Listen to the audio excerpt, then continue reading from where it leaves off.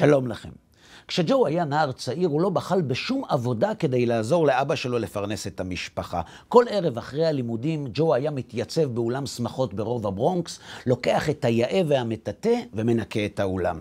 את העיניים, אמר לו המנהל של האולם, תמיד תשאיר על הרצפה. אמריקאים לא אוהבים שילד בבית ספר מנקה לכלוך של אנשים מבוגרים. אמריקאים הם אנשים מאוד רגישים ואסור להפריע להם עם רגשות אשמה, בטח לא כשהם שמחים.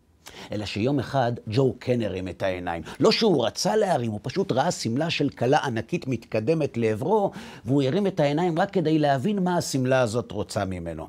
זו הייתה המורה שלו. ג'ו, היא אומרת לו, אתה מנקה אולמות? ילד בבית ספר?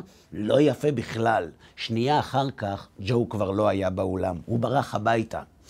אבא שלו, שתמיד היה מחכה לו, לא הבין למה הוא מגיע כל כך מוקדם. והוא הסביר לו, אני אבא לא חוזר לשם, אני מתבייש, המורה שלי ראתה אותי.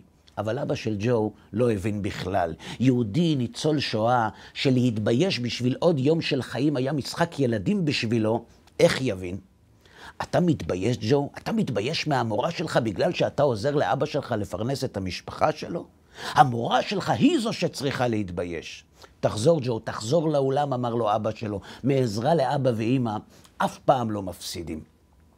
עברו מאז הרבה שנים. ג'ו הפך ליוסף, עלה לארץ ישראל, והפך להיות אחד האנשים היותר משפיעים על תנועת התשובה. באחד הסמינרים של ערכים ישב הרב יוסף בחדר האוכל, והוא רואה ילד צעיר מחזיק בידיים שלו מטאטא ויאה, ומנקה את חדר האוכל כשהעיניים שלו למטה. הוא ניגש אליו, חיבק את הכתף שלו בחום ואמר לו, נכון אתה קצת מתבייש בחור, נכון אתה מתבייש שאתה צריך לנקות את הרצפה, נכון אתה עושה את זה כי אתה צריך כסף, נכון אתה שואל למה אתה לא כמו כל הילדים שבגיל שלך משחקים במקום לנקות לכלוך של אנשים אחרים? בעיניים של הילד היו דמעות, זה לא היום הראשון שהוא מנקה, אבל אף פעם לא ניגשו אליו, אף פעם לא חיבקו אותו. תקשיב, אמר לו ג'ו לשעבר לילד המנקה, תסתכל עליי. אנשים אומרים שאני מחזיק בתפקיד חשוב. אני מנהל היום ארגון עם מאות עובדים. אני מנהל את הארגון שכל שבוע עושה אצלכם סמינרים. אתה יודע, גם אני הייתי מנקה אולמות. גם אני התביישתי, אבל אבא שלי אמר לי שמכיבוד הורים לא מפסידים. אל תתבייש, אם תאמין שאתה עושה את מה שנכון, אתה תגיע רחוק. ניגשתי אליך רק כדי להגיד לך את זה. בערב התקשר לרב יוסף מנהל המלון. אתה לא יודע, הוא אומר לו, מה עשית לילד. הוא מגיע ממשפחה קשה. בחיים הקצרים שלו הוא עבר מה שאנשים מבוגרים לא חולמים לעבור. אין לך מושג כמה כוח נתת לו. אתם שואלים, חברים, למה אני מספר לכם את זה? פשוט מאוד. כי הרגישות הזאת היא אחת הסיבות שההשגחה בוחרת דווקא באנשים האלה לעשות דברים גדולים. מאיפה לומדים את זה? מפרשת השבוע כמובן.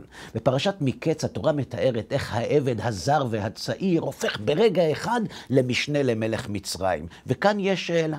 נכון, החלום של יוסף צריך להתגשם והאחים שלו אמורים לבוא להשתחוות לו. אבל למה דווקא בדרך הזאת? למה בחרה ההשגחה ביוסף להנהיג את ארץ מצרים בימי הרעב? בגלל דבר אחד. חכמי המקובלים, חברים, מלמדים שבכל אדם מצויים 3 כוחות שאופן השימוש בהם עתיד לקבוע את העתיד של האדם. תחושת האני הייחודית, כוח הנתינה וכוח הנטילה. כשתחושת הייחודיות מתחברת עם כוח הנטילה, מלמדים המקובלים, היא מביאה לאנוכיות ולחורבן. אבל כשהיא מתחברת לכוח הנתינה, היא מביאה בניין של חיים.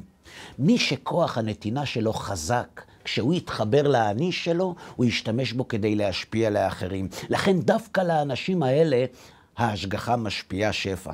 למה? כי הם לא ייקחו אותו לעצמם, וזה בדיוק מה שקרה עם יוסף. כשיוסף עומד לפני פרעה, הוא לא חושב על עצמו, גם לא על העתיד שלו, הוא לא מבקש לעשות לביתו, הוא חושב איך לעזור לתושבי מצרים להתמודד עם המידע שהוא מציג עכשיו לפני פרעה.